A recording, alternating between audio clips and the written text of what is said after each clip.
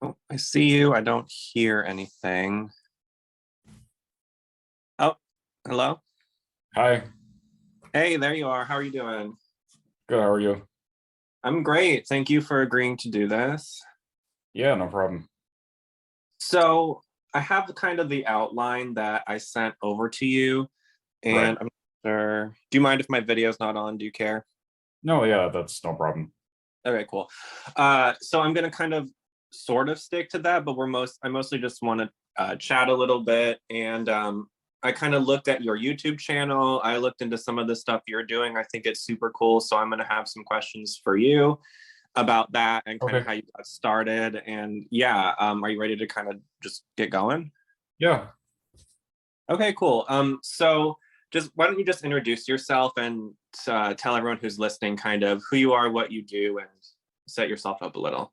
Yeah. My name is Chris Mayak. I'm 24 and I'm outside of the Minneapolis area in Minnesota.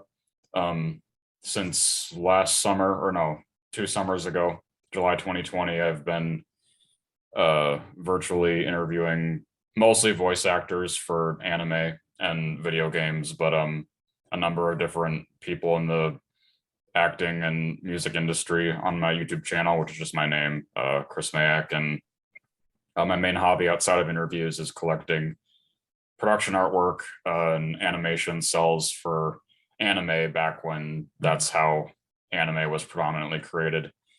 So that's pretty much a condensed version of who I am. Awesome. So, for people who might not know that are listening, what is an animation cell? Can you talk a little bit about that? Yeah, so prior to around, I don't know, in Japan, they stopped around 2002 or three. Anything that was animated had to be hand drawn and hand painted frame by frame. And the studios then animated in a flip book style way. So any anime from the 90s or before that, or even most of Inuyasha was all traditionally animated. It was all hand drawn.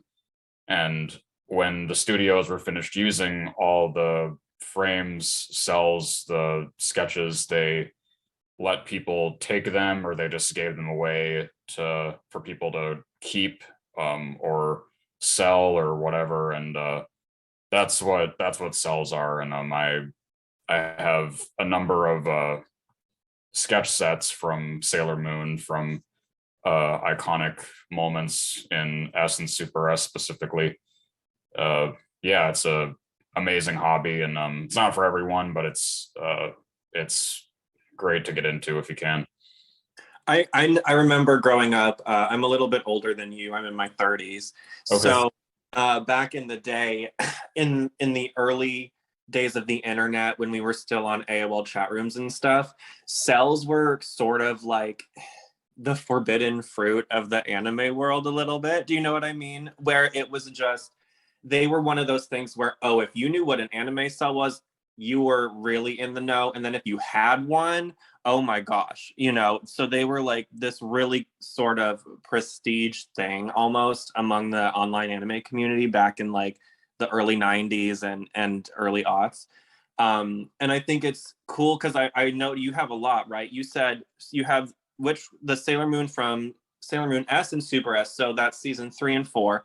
And this is the original first creation because when they made Crystal, they would have used a different system, correct?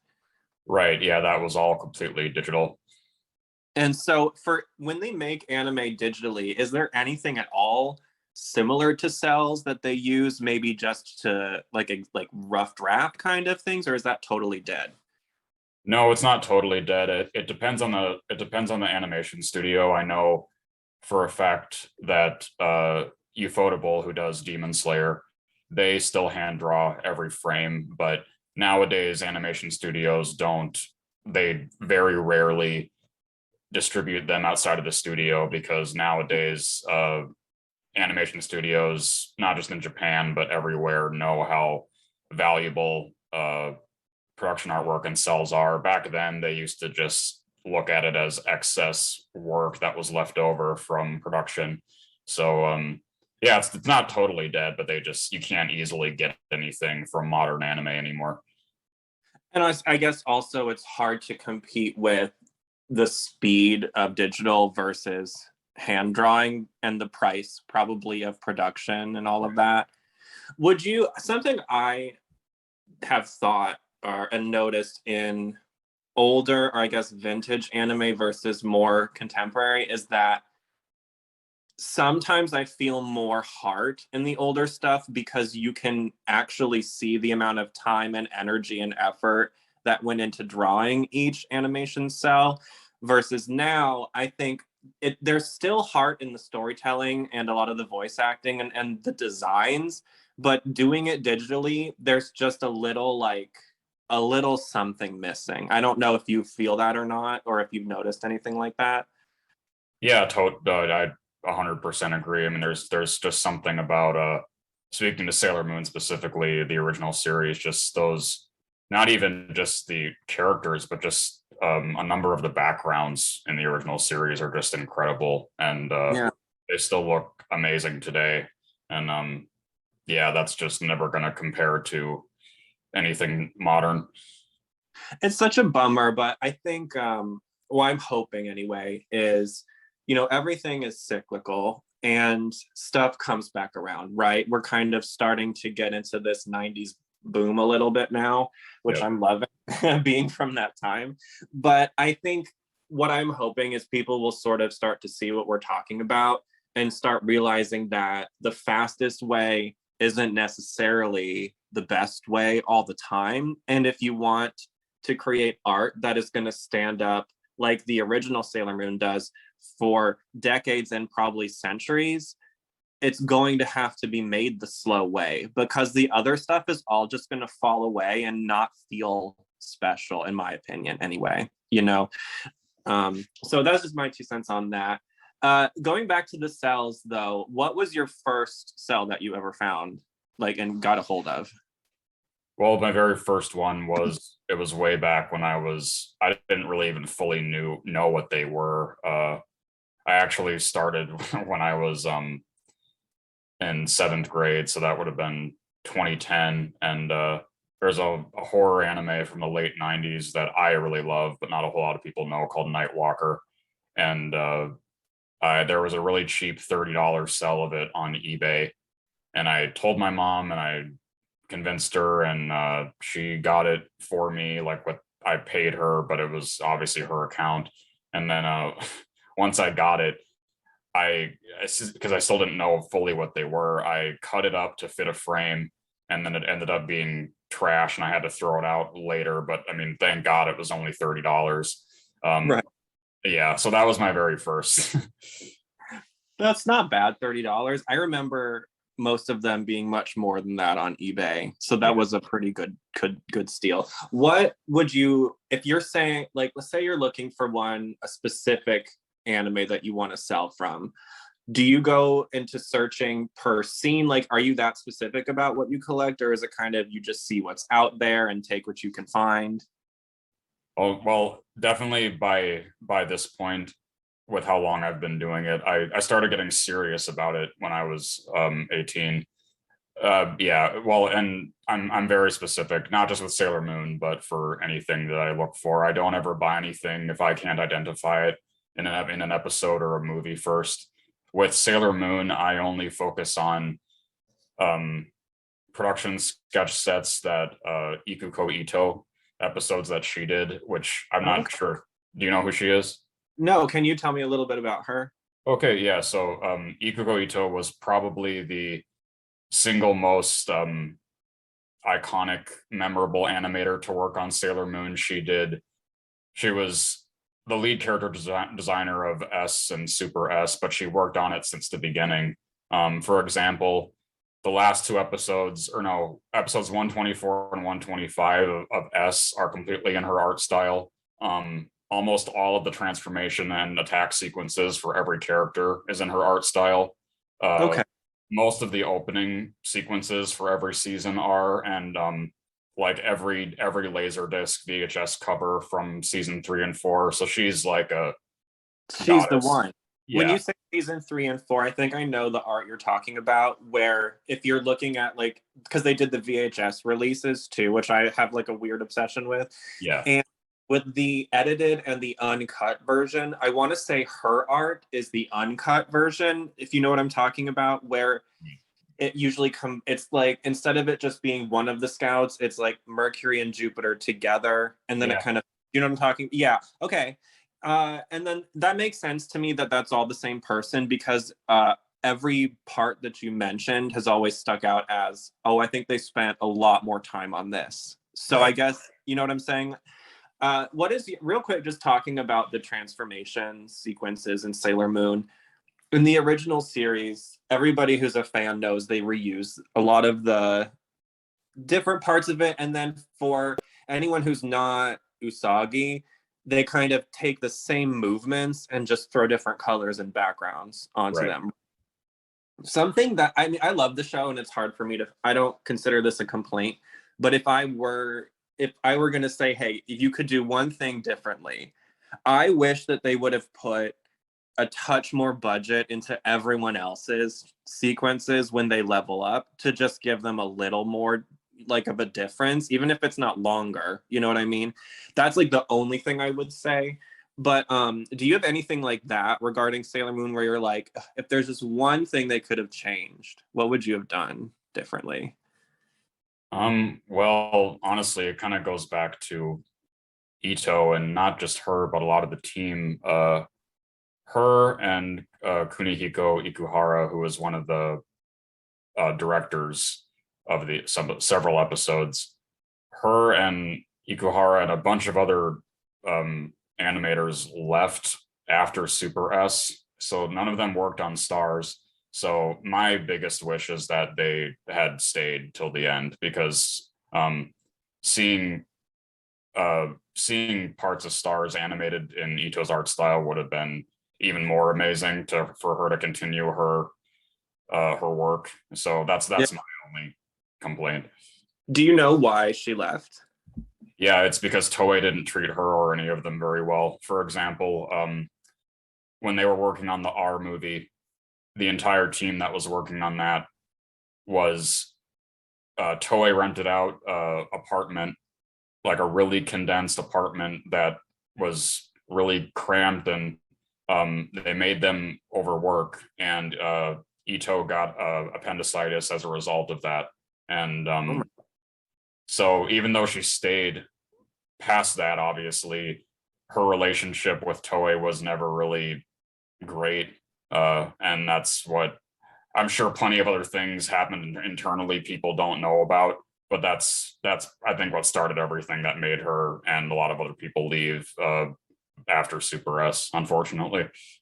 that's understandable. And I think I can't think of specific examples at the moment, but I want to say I've heard similar stories from the 90s animation world. And I believe in the first episode of Sailor Moon, even, if you remember, there was an episode about animators with the special pencils. Yeah.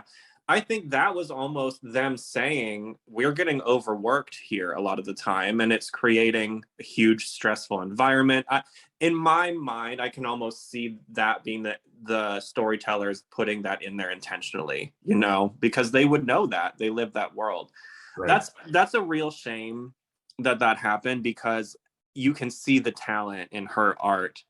And it's one of those, to me, it's one of those things where like you said, it's just no shade to any of the other animators that worked on the series, but the stuff she worked on is just slightly elevated. So I can see why you chose her to focus on. And just a note to anyone else out there who's collecting, I like that you said that, because I think when you first start collecting stuff, it's easy to be like, I want all of the Sailor Moon stuff or whatever, and you kind of cast a wide net, and then you realize how that's A, not financially responsible, but also B, not realistic.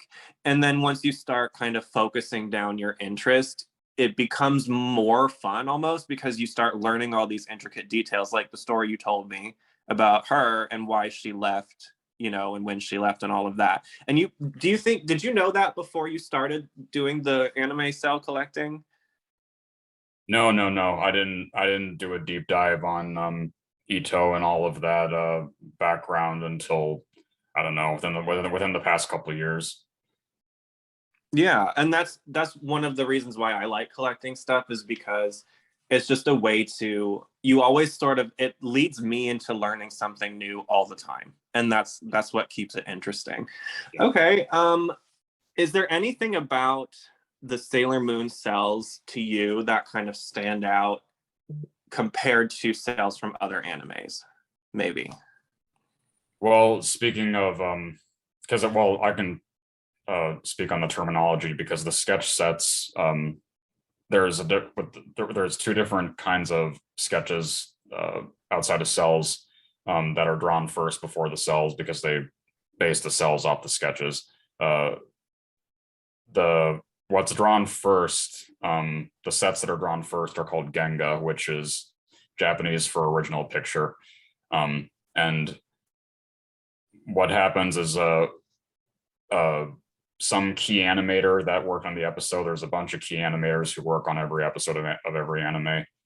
Usually they'll draw that, and then whoever the animation director of the episode is, like if it was Ito, then she would go through and draw corrections on yellow paper of what it was supposed to look like and what it ended up looking like on screen. So, for example, one of my favorite ones that I have is it's from episode 104, which is the tea ceremony episode in S. Great episode. I can so just so the people for the people who are listening, what it looks like to me through the Zoom call is a plastic covering over yellow, like you said, yellow paper, and then is that pencil or ink sketches under? It's pencil, and the plastic is it's just the sleeve that I have it in. Oh, okay. So it's actually on like this is the paper. It's not. So isn't the cell on plastic though usually? Yep, it's on Ace tape. Okay. And what if you had to explain ace tape? What is that? That's really just it's really just sheets of plastic that you can paint on and cut, and that's how cells were done. Is then once an entire sequence was put together, then it was just animated in a flipbook way, and that's how anything animated for anime was done prior to digital.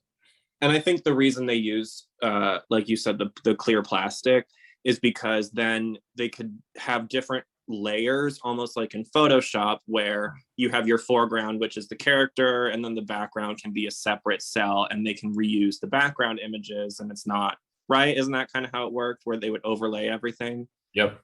Okay, so that's just a little more about that.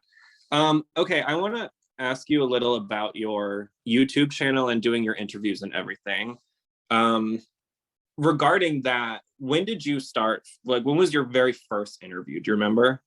Yep. Well, what inspired everything first was April of 2020 when COVID was in the height of everything and everything had shut down. I virtually met one of my favorite voice actors via GalaxyCon, Eric Vale, who people would know as Trunks in Dragon Ball Z, Yuki in Fruits Basket, Sanji in One Piece. I liked him the most from Fruits Basket.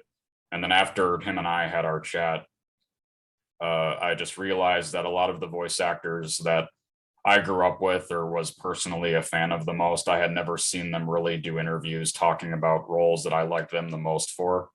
So that inspired me to be like, oh, well, I'm going to try and do this without paying for it and just see if I can make a name for myself. And then I did a few music industry people first, but my very first interview technically was another friend of or acquaintance of mine who's around my age, named Beck Nolan, who he's an actor in the Chicago area.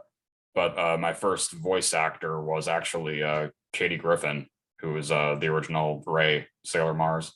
That is such a get for your first voice actor interview. Wow. I mean, for me anyway, and I'm sure people listening. Yeah. I've started reaching out in a similar way, I guess, how you have. Okay. And my first goal is the girl or the woman who did Molly from I don't know your opinions on it. You don't have to agree with me, but she made what I consider a choice in acting, and she stuck to it. And I applaud that so much. And I mostly think that in my mind, when I think of the Sailor Moon deep dub differences versus the current one, that's one of the first things I think about. Is you think old lady British Luna and then Boston Molly in my head. So to me, I mean, I think all of the voice actors who worked on that show were immensely talented, and I love all the choices they made and stuff. But those two for me are just the ones that I distinctly remember the most, and then there's the other things that come down after that. Regarding doing interviews, what was something that you had to get used to when you first started doing them that was kind of challenging for you? Biggest thing, I guess, it's with anybody really, but it's just learning not to take either rejection or just not hearing back from somebody personally, because if you let that, get in your head and bang your gongs, and that's just gonna completely turn you off. And you just have to focus on not doing that and know that it doesn't mean anything. You just have to keep going and not be dwelled on that. That's the biggest thing I would say that was annoying early on, but it's something that I think everyone who does things like this deals with. So I think that's something that anyone who ends up being successful at whatever field they're in, you learn that you get told no for a reason usually, because whatever that situation was, something wasn't right about it for you in that moment. And usually, because I am a little bit older than you, and you might have learned this already, but a lot of the times you look back and you're like, oh, thank God that didn't actually happen for me, because if it did, I never would have done this, or where would I have been, or you know what I'm saying? So, and I think you said you're 24. And having gotten this far and learned all that stuff already, you're ahead of a lot of people your own age who are, going to be spinning a little bit, trying to just do the thing. You're already doing the thing. That's half the battle, So I love that answer, that learning to hear no and accept it as not a personal attack. I think in life, though, that's just important, right? Okay, so I don't want to make you say a favorite, because I know people I don't want to be divisive with an interview, but regarding your guests, do you have any moments that really stick out to you as oh, that was really cool, I learned something really neat from that person?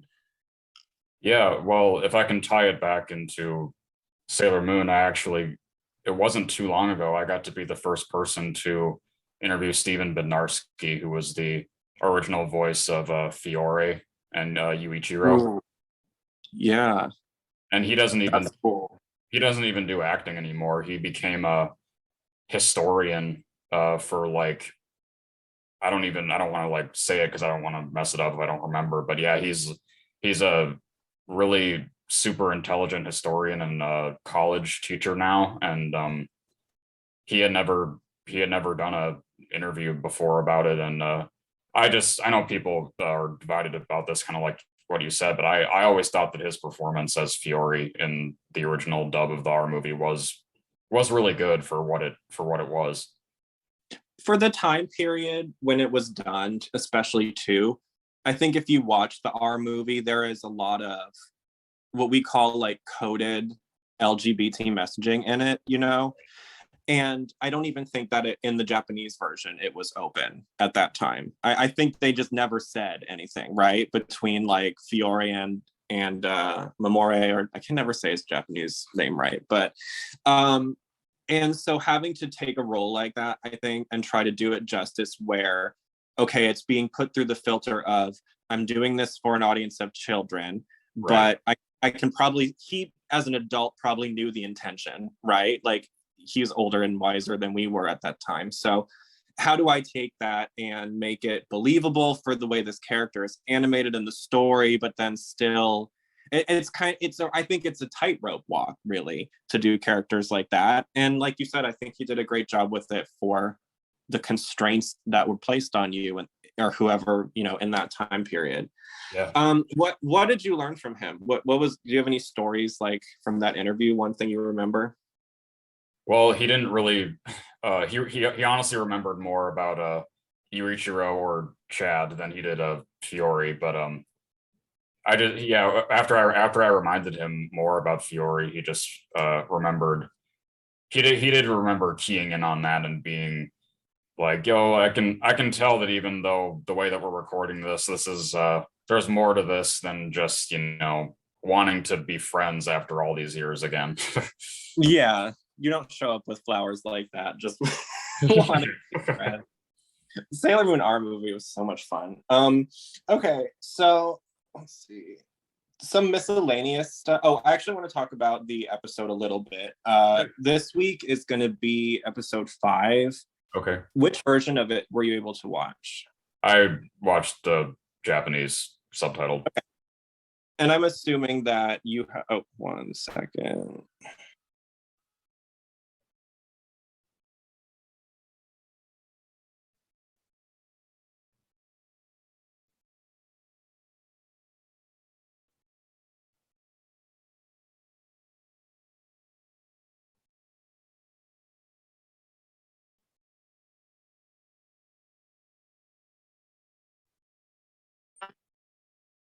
I think I'm back. Sorry about that. No problem. Hello? Okay, cool. I got a call. Anyway, sorry, what were we just starting to talk about again? The episode 5. Oh, right. So have you seen this one before, or you probably have, right? Yeah. What is just general impression of this one compared to most other episodes? Let's just say from season 1. It's pretty bad. It's not the best. When I just did my reaction earlier today, one of the things I noted about it was I think that I'm picking up on the quote Negaverse formula a little more now, which seems to be like everything in life there, how there's kind of balance or a price, right? If you have a pet, the trade-off is you have to clean up after that pet. Like if you want to have an expensive item, you have to pay a lot of money for it, whatever. They find something and then they take the price out, but then the real price is that the Negaverse is like ruining your life and taking all your energy or whatever. And I was like, okay, that's kind of interesting. But regarding why I think they cut this one out from the original dub, I've noticed this is the second one that was cut out that I watched recently. I think they took the ones out where the kids were being like the biggest assholes. Have you noticed, like, do you know what I'm saying? Why do you think that was, just from your opinion? Well, especially considering that it was shown or it was done for Canadian audiences, and that's way more strict than even the US is, especially back then. I think that's probably why. Okay, so that's something I think a lot of people might not know still, is that this was originally dubbed by, like, Deke is a Canadian company, correct? Is it still owned like and based in Canada today? I don't know what the status of it is today, but obviously, yeah, back then it was Canadian. Yeah, and back then there were, probably now still too, there are totally different rules regarding like what can and can't be shown and said on television. So that's a good note about that. I also think just maybe why they wouldn't want that on Canadian television. It seems like I think this was probably showing what actual misbehaving students sort of did in Japan at the time, but at a heightened level. Does that make sense? Because I've had some friends who went and taught English there, and they said that like I would say the misbehavior is more physical there, but Yep. not in a like you're getting harmed kind of way. It's more like they're more likely to like prod you or poke you or something than to say a rude word or whatever. And so I think they took a lot of that out because they didn't want that getting in, like kids seeing that and being like, oh, that's fine, I can do that to my teachers. I don't know that that worked, but I think that might have been their intention behind it. I always think that's interesting too, is looking at the dub and trying to figure out why did they cut this, why did they leave this in, what did they and so do you think most of it was, do you think there was more intention of protecting kids, or was it more we don't want to be sued kind of? I think it was honestly the former, because I don't think it was that bad content wise in that aspect.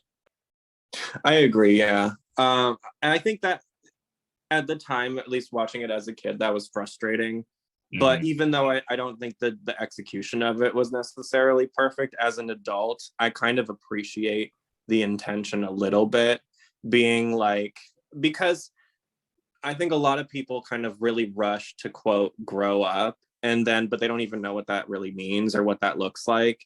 Yeah. And that can be almost painful or dangerous, I think. And there is a little bit of wisdom in wanting kids to just be kids, you know, for a while, and not have to have all of, you know, for example, like when with COVID, I'm an educator, and I've seen how those our students, like the children in America, watched all the adults who they're supposed to trust us, that we know what we're doing, right? We're teaching them about the world. Their parents are teaching them how to be who they are. And nobody knew what was going on. Nobody knew what to do. Like, people were fighting over everything. They saw the whole world go crazy. And now they're like, well, we don't trust anybody, you know? And it's kind of, you kind of can't blame them after that either. But I don't want to, you know, focus on COVID crazy stuff too much. But I do think there is a little bit of like, when I watch old stuff like this, I wish this was still out there a little more, you know, this intention of, we actually should care that these kids are growing up too fast now, and they are stressed out to the point where they're getting hit by depression younger and younger and younger every year, you know? Right. But anyway, so you said you got into doing your interviews and stuff. Because I'm going to leave this episode discussion, I think, this behind, because like you said, it's not the greatest episode.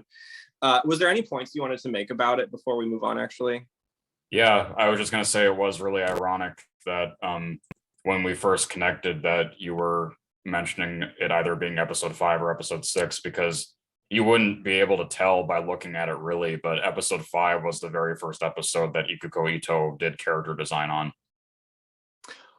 Oh, interesting.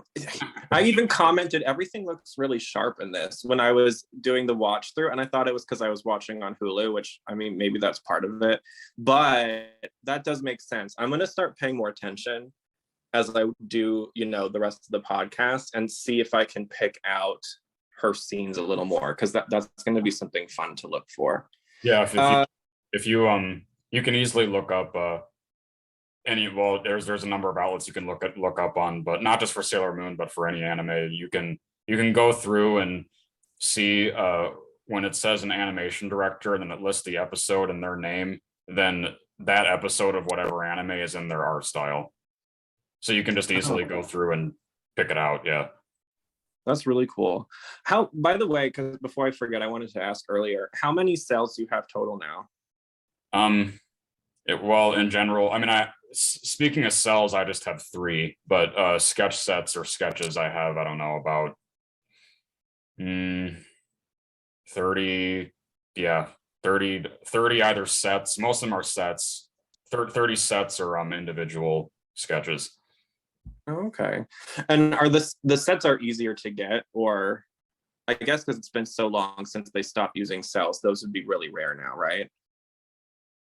It just, yeah, I mean, it's all context, and it all depends on what you're looking for. Ito is, especially nowadays with how crazy the market is for Sailor Moon, Ito is the most desirable for what collectors want. I was lucky enough, like the one that I showed you earlier, I got that from a private Japanese seller who got that. They got all their stuff like 20 years ago, and he was nice enough that he sold that for a really, really amazing price in today's market. And I can show you the other stuff because I pulled it out. Yeah. These are really fun. These are from episode 159. That's Ray. And Oh, I recognized her from the eye right away. this is Ami. So I see some stuff on her. Is there like what's going on around her eyes and on the bridge of her nose? Is that tiny labels? Yeah, those are all pointers for what people who make the cell, what they should do. Oh, is it like color by number kind of? Yeah, well, because the thing that it's pointing to is her sweat drop going down her face. Oh, So that's I'm what. talking about the on her around her eyes. There's all these little Oh yeah, things. yeah. Those are the. I think those are the kinds of paint to use. Oh, that's really cool. So this is like an instructional thing for who's making the cell then, right? Yeah, and then obviously the being from Super S, I mean, you can knowing Ito's art style. I mean, she was fully developed at by that point, so everything that she did, as you can see, is just amazing. Yeah, and Super S, I want to say is the first, well, I guess in her last season, but Sailor Mercury, she's always been one of my favorites, and her hair specifically, I think in the beginning sometimes they struggled with like how to animate movement into it. You know what I'm saying? And I think by season 4 they were really getting a good handle on it because I remember in Super S distinctly thinking they had her hair down much better by that Right. point. And then Those are really cool. and Who's that? that's Makoto from the same episode. Oh, she looks so cool. And so that. Say her name again for me one more time. Makoto. No, the artist. Oh, Ikuko Ito. Igu Koito. She actually put her hand on that page, right? Like that you purchased. Yep, all of the stuff I've showed you, all of the yellow pages, and in the three that I just showed you, she drew everything in those sets. But in the first one I showed you, she just drew the yellow ones only. But yeah, and then in the three from episode 159, she I was lucky enough there that she drew every single page in all of those sets. That's really, really cool. She's so talented, and I'm glad that we can still talk about her today and celebrate art that she made, 2 decades ago, as Right. if it's brand new. Yeah. Is she working on anything at the moment? Does she still do animation? Yeah, she still actively works in the industry. What are some other projects that people might know that she's done? Well, after Sailor Moon or besides Sailor Moon, she's known for doing lead character design on Magic Users Club, Princess Tutu, uh, Asate no Hoko, Somali and the Forest Spirit. That's probably her most recent work. That was just like a couple years ago. Is that a series or a like a movie? What do they call it? OVA? Oh, Somali. No, that's a series. Okay. So those are That, those are some of her other most well-known works. it sounds like she does a lot of the magical girl genre Yeah. type stuff. Speaking of that genre in general, Sailor Moon we know isn't technically the first magical girl, but it is kind of the standard for that Definitive. genre. Yeah. What for you, if you had to choose something, would be your second to Sailor Moon? Um, Honestly, I guess probably Magic Users Club. I mean, not enough people know about it, but and not just because of Ito. I mean, it's a really lovely story, and it's a really great coming of age story. It's only the original series was just an OVA. It was 6 episodes. Um, it's very lovely. It has really great LGBT representation for one of the main male characters. Uh, I would, yeah, highly recommend anybody go check out Magic Users Club, especially if you like Sailor Moon and you like Ikuko Ito's art style, because the OVA was done in 1996, so it was when she was at her peak. Her peak. And Okay. yeah, it's fantastic. Do you know off the top of your head what streaming platforms people could find that on, maybe, if that's possible? Yeah. Well, I do know for sure that it's on YouTube for free in both English and Japanese by by the channel Nozomi Entertainment that re-released it when it got its first release in the early 2000s, and then they re-released it. They have it all on their YouTube channel for free in both languages.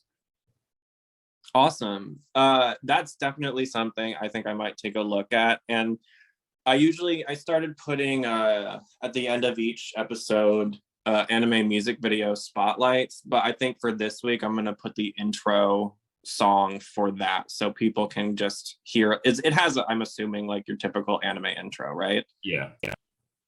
For now, you said it has different seasons. Is there different incarnations of it? Like did they remake it? It started with an OVA, a 6-episode OVA, and then in 1999 it had a 12-episode TV series. It was still done by all the same team. But yeah, that's the two animated versions it has. Okay, so it sounds like it's like easily consumable. There's not a ton of episodes, but it's high quality content, Yeah. which I think is great, especially now when people are just moving faster these days, doing more stuff. We don't all have the 200 episode time, like to sit through all of the character building as much as I love it. So I would definitely say if anyone's listening and they want to check that out, say the name of it one more time for us. It's called Magic Users Club. Magic Users Club, and watch it for free on YouTube. Free is the best. Mhm. So we're gonna start wrapping up here, I think. Okay. Was there anything first I wanted to ask you, I think you have I wanted to ask you more about your interviews real quick. Sure. When you were building your business, right? The YouTube channel, and I'm assuming you have other forms of social media. What was the first big lesson you learned in that kind of world? So that business of social media. Well, even way before this, I don't know. I'm fine talking about it. It's just kind of embarrassing and silly. But when I was in high school, I was I guess like Instagram famous when that was a thing.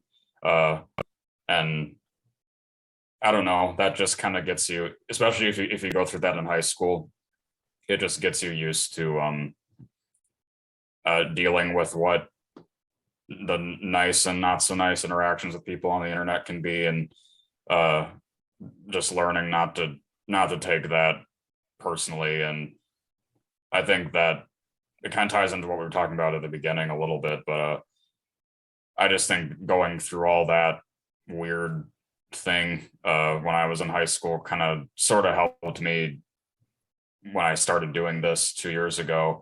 I mean, fortunately, I haven't really gotten any, vitriol or nasty hate comments. But I think if you anybody who goes through being viral on social media in some degree when you're young, and then you do something involving all that realm when you're an adult, I think you're just already prepared to deal with the negatives and positives and how insane it can be sometimes.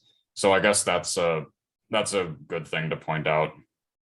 I think that's a great lesson. And I think that something I wish we had more generational, like intergenerational conversations about, meaning I'm in my 30s, you're in your early 20s. And even for people my age, yes, we had the internet back then, but people were not viral famous the way they are now. Right. So, and there was no training for how to use the internet. There was no guidelines on what is and isn't dangerous. And the internet has become this sort of monster that went out of control. Yeah. And I'm sure as you noticed too, in this world, at least in America, once you give a certain thing to the public, it's very difficult to limit it or take it away or control it, whatever it is.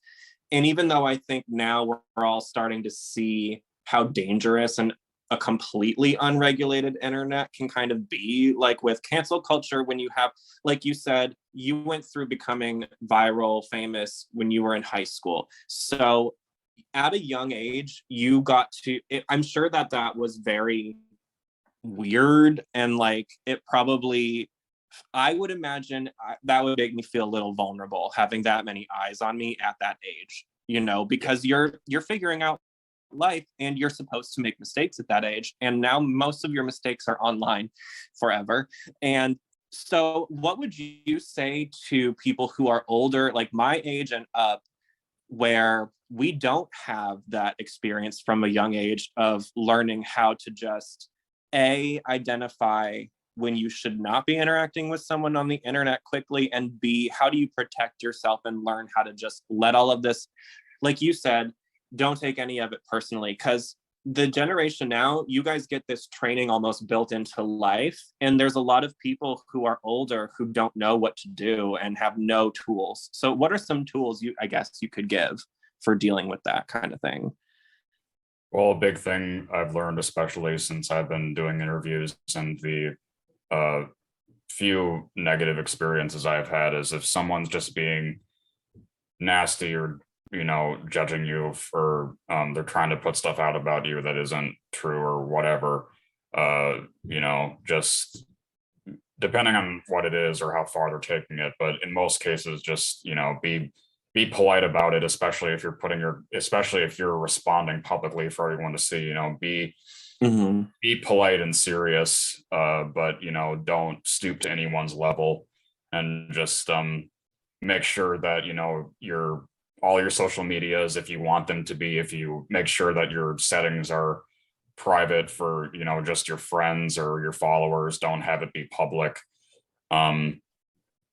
Just make sure that you shut anything down as soon as it's getting crazy, if you're getting harassment or anything like that. And really the main scenario where I got a lot of that, it was out of my control, but it was one of the it wasn't a voice actor, but an actress that I did. She was famous in the 80s, and she ended up passing away like a few months after I interviewed her last year. Tawny Katane. I got after she died, my interview with her just got a lot of eyes on it, and I was just dealing with a bunch of crap from people, accusing her of being on coke in my interview, and just wild things. Yeah. So I didn't take any of that. I didn't really let that bother me, even considering what was going on. But yeah, the biggest thing is just that you have to shut things down in a polite way, and just not let anyone walk over you or do things that are bad like that. I think something you just said too, not let anyone walk over you on the internet. I just want to highlight that for some listeners, especially because I have students who talk about getting cyberbullied sometimes. Yeah. People on the internet talk very big because they are sitting in the comfort of their own home. They feel safe to say whatever they want, and they feel like there's no way you can identify them, right? So they can say whatever they want to you, but that doesn't make it true. That doesn't mean they can actually do anything to you. They and I think that for some people, they're really good at recognizing, oh, this is just posturing or whatever. But for some other people who are either younger or just more literal people or just more sensitive, they might see that and get really scared of the world because people say really crazy things online. But I think it's important to note, and I think you might agree with this having gone viral, largely people don't want to go to jail. So they might say crazy stuff to you, but unless you're starting to see people like showing up at your front door or you're getting weird stuff in the mail, don't let it stop you from living your life and doing the stuff you want to do, right? Mm-hmm. Definitely. Yeah. Okay. Is there anything else you want to talk about today while I still have you? Yeah, I just have a something that you and other people would appreciate. I haven't really been able to tell this story virtually yet, but just some of the stories of how I got the stuff that I showed you, because it's pretty interesting. The first one that I showed you from the tea ceremony set of all of them together, I had always wanted something specifically of Haruka and Michiru in kimonos from that episode, because something about, I mean, you have it done by Ito already, and then you have them in traditional Japanese clothing. That just made me go insane. It's like I need to have this if it's around. So when I got connected to the Japanese seller, Naoki, who I'm super thankful for, I went through the list of episode numbers that Ito did, and I'm like, hey, do you have, do you have any Genga sketch cuts from, these episodes? And then he sent me photos of everything. And then I was freaking out when I saw the photo of the set from that episode. I couldn't wait to get it. And I was even more shocked when he let me have it for such an incredible price in today's market. Because I like I mentioned, that was one of my big wish list things, was a production art of Haruka Michiru from that episode specifically. So that's that one. And then the sets of the other girls from episode 159, that's the episode where they all are trying to figure out who Chibiusa's secret boyfriend is, when she's secretly talking about, or she's really talking about Pegasus, but she can't like tell anybody about it. Right. Those were all from the same store, downtown Tokyo. I've never actually physically been there, but three of those three I got online, because they sell things online too on Yahoo Japan. I won those on auction. But the last one, I did have one of Minako too, which I don't know why I sold it, because especially now that I would have all four. A friend actually got Minako's for me when he was visiting Japan, because for some reason the seller never put that one online. So at the time, like if my friend hadn't gone there, was in Japan at the time, I would have never been able to have completed all four cuts of the Inner Scouts from that episode. So those are the like interesting stories about how I got those ones that I showed you. I love that. And I love that you brought up Haruka and Mishru in the kimono art specifically, because that episode, and then I'm sure you know what I'm talking about when they go to the festival and Sailor Chibi Moon first comes back.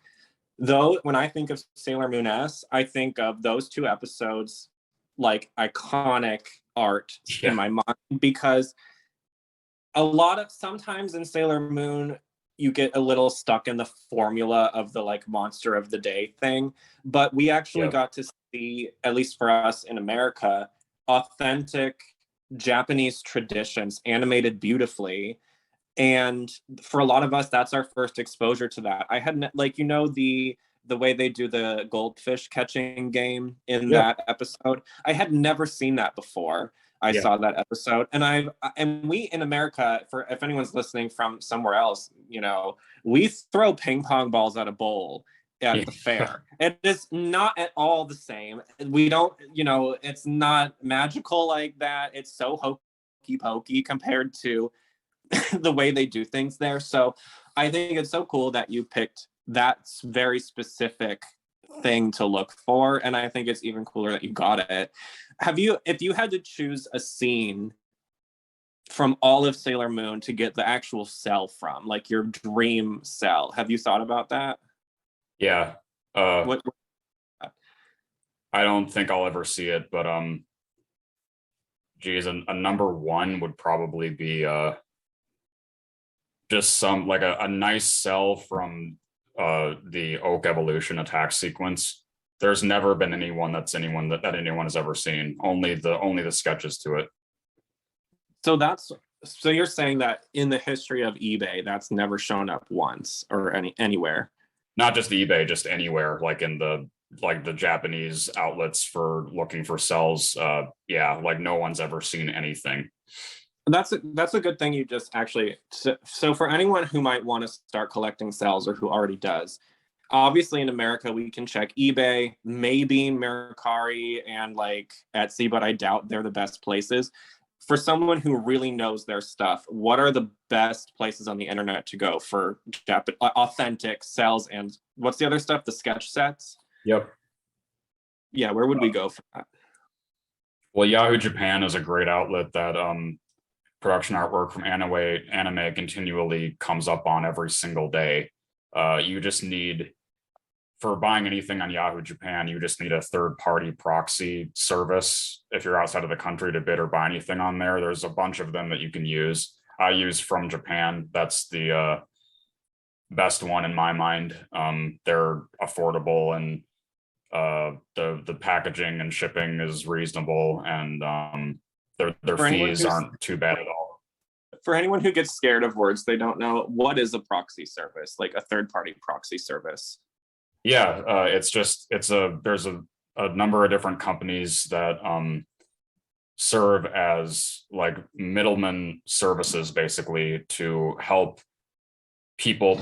They're all based in Japan, but they all speak English, and like the companies and people who work for them and everything, and they help people who can't buy things locally in Japan. They help people get them and then ship them internationally. So that's what proxy services are. Okay, that's good to know then. And you said, so we have Yahoo Japan. What are some of the other options? Another good one that I've gotten a lot of my stuff from is different retired collectors. There's the primary hosting website for people with anime production cell galleries specifically is a site called Rubber Slug. Rubberslug.com. Yep. Okay, Rubber Slug. It's like that's in my head. I'm seeing Ron Weasley puking up slugs now. But so Rubber Slug is a good one. Are there any other ones? Besides those, I would say Mandarake, which is kind of like Yahoo Japan. It's kind of, yeah, it's really similar to Yahoo Japan, but Mandarake is a long-running hobby store chain that they have different stores within Tokyo and other regions of Japan, and they will very often list cels and sketches on auction or to be purchased there. But yeah, so those are the three that I would recommend. Outside of, eBay has some, you can find some good stuff on eBay sometimes, but those are the three that I would recommend people check. Okay, and I had a thought about it and it just left my mind because someone pulled up outside on a motorcycle and I'm like, no problem. It's so loud. I was gonna ask you something about the last one. Can you spell the last one for us? Yeah, I'll type it in the, there we go. Where is that? Mandarake, Mandarake. Okay, Mandarake. So that's, in addition to eBay, people can look at those other three places for anime cels. I'm assuming it's also a great place if you're looking for something like Japanese import collectibles of any kind, right? VHS tapes, figurines, whatever. Yeah, well, Mandarake and Yahoo Japan, yeah, but Rubber Slug is just all about production artwork. Okay, so Rubber Slug is specific to the cel sketch sets. Are there any other production artwork collectibles that you're interested in or we might not know about? It's pretty much just all stuff. Yeah, the cels or production artwork. I have other like collecting hobbies, but that's the only thing that I'm focused on in that aspect. Awesome. All right, so we've been talking for about an hour. I love that I got to do this interview. I really appreciate you reaching out to me. You're my first official interview, so you snagged that spot in my career. And hopefully, we can keep in touch through email sometimes. I would love to have you back occasionally if you're interested in doing a recurring thing. Yeah. And want to close out with some random Sailor Moon questions. So this is not too deep. I just want whatever comes to your mind, tell me your answer. I want you to pick your top 2 strongest scouts, not your top 2 favorite, and you can't say Sailor Saturn. Okay. Uranus and Pluto, I guess I would say. Okay, and then who would your top 2 favorites be? Definitely number 1 is Uranus. Number 2 kind of varies, but Jupiter. Okay, so what I'm getting from that is you like strong, self-independent people who are not afraid to kind of let their emotions show freely. That's what that says to me. I don't know if that's true, but why do you think you like specifically Sailor Uranus so much? Well, I'm also I'm I'm I'm gay, and that was definitely, there were a number of anime and relationships, LGBT relationships in anime growing up that I saw that really helped me cement that and realize that I wasn't interested in women. Um, but that was just, yeah, that's a big reason why I love Haruka and Michiru so much. And even seeing that as a kid and knowing that uh, they weren't, related in the original English dub, and just being there, they were so cool and confident in their relationship, um, and later on after that, fisheye was even more obvious and helping me in that aspect. But that was why big reason why I like Haruka so much, is because they're so she's so confident in that regard, and being herself, and just being I've always just thought that her and Michiru were just some of the coolest characters in anime that I've ever seen. I have to agree with that. You can tell more from my you got blessed with what I call a passing voice. Mine give it away. But I'm gay too, and I've always loved that pairing of Michiru and Haruka. And for me, I've always gravitated more to Neptune. Just she's Okay. I'm a violinist. We're both water signs, Yeah. kind of fluidity. But what you're saying, I absolutely connected to that too, where I think Naoko captured the essence of people who were gay back in that time, who had to go through hell to get where they were, and learn not to give a shit about what anyone thinks, because they know they're not what everyone tells them they are, right? Evil, whatever, words were thrown back around at people back then. And I actually think it's so important that they were changed to cousins in the Deke dub, because that is the actual reality of what most gay people were living in the 90s. You couldn't tell people that you were gay because you could end up dead or whatever. There's worse things that people, and they had to often say, this is my cousin, this is my brother, this is my roommate, and I think if we go ahead and kind of don't look at these old pieces of media and see that freeze frame of what the time was really like, then we forget about that and we forget those struggles, and that is important that we don't. So I absolutely love that answer. Well, thank you. Okay, let me see. Okay, then I'm gonna have to do this too, I'm sorry. Sailor Uranus in a one-on-one battle versus, I have to choose somebody, and you have to tell me who would win and why.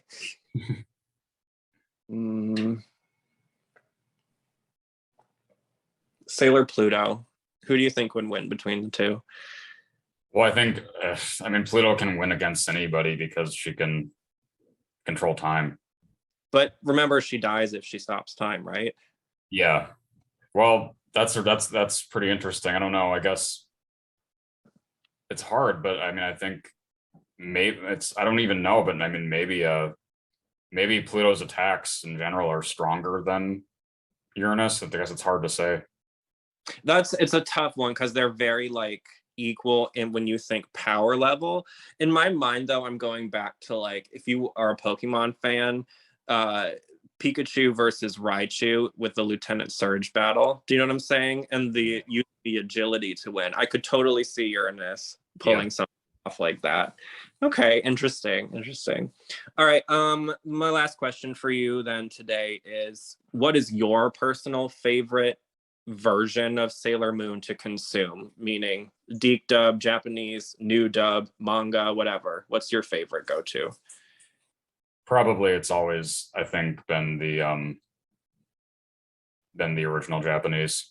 There's just so many scenes that have, I mean, I've seen them over and over again where it doesn't matter I'll still get emotional, like my eyes will still get wet, and the performances in the Japanese are just incredible. Like a main one that always gets me is the episode 125, the climax of 125, when Sailor Moon, basically gives her soul essence and risks dying to save Saturn, and just Kotono Mitsuishi's performance in that and the music and everything, just it always gets me. So yeah, I think it'll always be the original Japanese for me.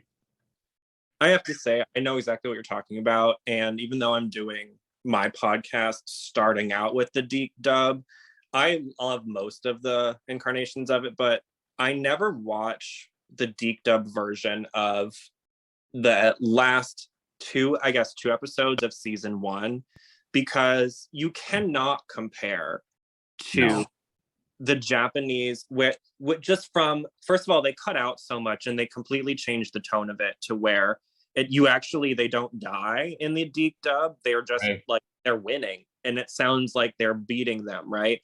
And then in the Japanese one, when you watch it, all of them die. And the whole lesson is that even though they are all gone and they gave their lives to protect her, she can still draw on their friendship after that and everything, right? Yeah. And you can't not like, as much love as I have for the deep dub, I always watch the Japanese version for that part because I feel like it's like disrespectful what they did to it a little bit, just a touch, you know. Yeah. All right, so I'm just going to say thank you so much for your time. I know you're super busy, you've got a lot going on, and I am just starting out. So I cannot thank you enough for doing this. I hope we get to hear from you again. And I want to give you a chance now, plug whatever you want. Go ahead.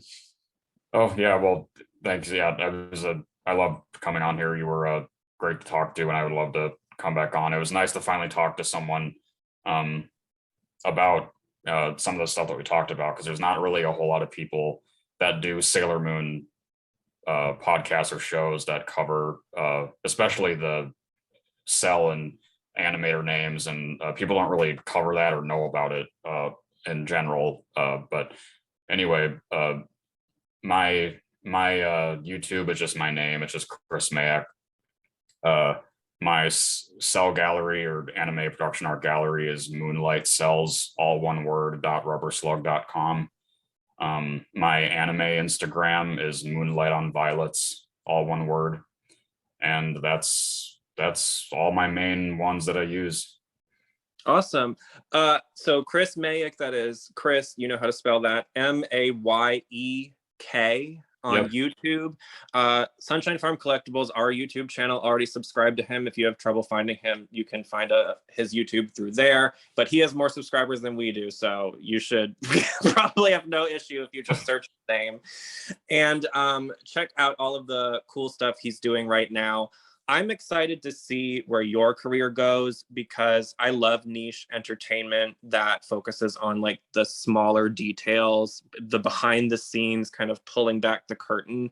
And I think that's exactly what you're doing with your interviews and all of the stuff that you're collecting. So I love to see that. Also, just a stupid old people thing to young people, but it's really cool seeing that Sailor Moon still has this much of an influence this many years later, and that young, especially LGBT people, are getting the messages of empowerment that were lit. That's why they're put in there. You know what I'm saying? Like, you are a great example of why we fought for all of the stuff we fought for. And I hope that some gay people who are listening, LGBT, wherever you are in that spectrum, I hope you hear this and you appreciate it for what it is, because we couldn't do any of this stuff today if it weren't for people like Naoko Takeuchi. I hate saying her last name because I always say it wrong, but they put us in their media before it was safe to do that. You know what I'm saying? And so that's why I'm paying respect to Sailor Moon. And I'm sure, like, you, from your story about Sailor Uranus, you have similar feelings. So thank you again. I'm going to hop off the call here, and the episode should be out Monday. So keep a lookout for it. Okay, great. Thanks. This was lovely. Definitely. And we'll talk again. Thank you so much. Yeah. Bye. Bye.